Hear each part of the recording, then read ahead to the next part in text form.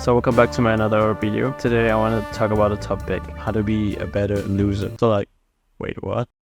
You know, everybody's like talking about how to win in something, how to be a winner, how to, not give up. But nobody's actually talking about how to be a good loser. So there's a thing. Whenever you look about the self-help book, on the first page, they mention about how that author is feeling in that particular subject. For example, like Mark Manson in his book, The Art of Not Giving a Fuck.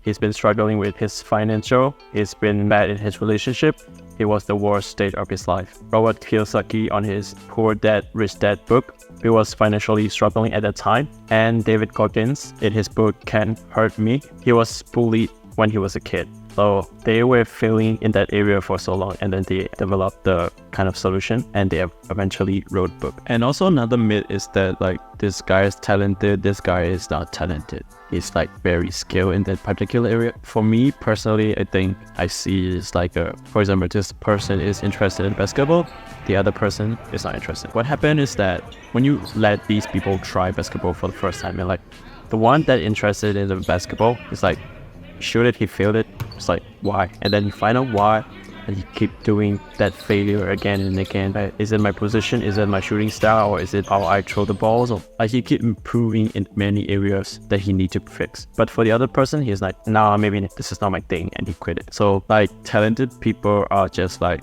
who are willing to fail more because they really love what they're doing.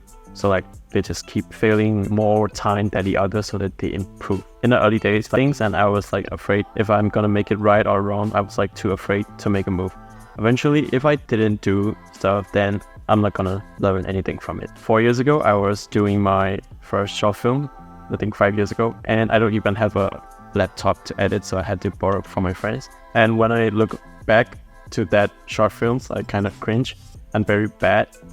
But now I improved a lot, like compared to the past 5 years. I think I've improved a lot in so many areas. So like if I didn't keep making those failures and falls back then I wouldn't be able to improve. I wouldn't know what I'm lacking at. So by making more falls and failures, we eventually learn so that we can make less error and faults in our next project. Whenever we try something up to certain level, we need to keep failing until we really become good at it. In every field and every part, every craft, like we need to keep failing over and over again until we reach that point where we start making less faults and start progressing and start actually doing great. So when you look at your friends who are actually doing good at sport, good at drawing, good at relationship, or actually good at business, because like they were better failures than you. Think about it. If you really want something, like there's gonna be mistakes you're gonna make, and that's normal. Don't afraid to do what you want. If you're afraid of a failure,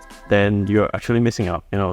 There's a quote like, the one that are not making mistakes is actually the one, is either the dead person or the sleeping person. Nobody's gonna be free from mistakes. So the more you make mistake and falls, and the more you fail in that something, then probably you're gonna come up with something for that solution, and you're gonna find out a way, to not make those mistakes. Eventually, the more you are able to avoid those mistakes, the better you become.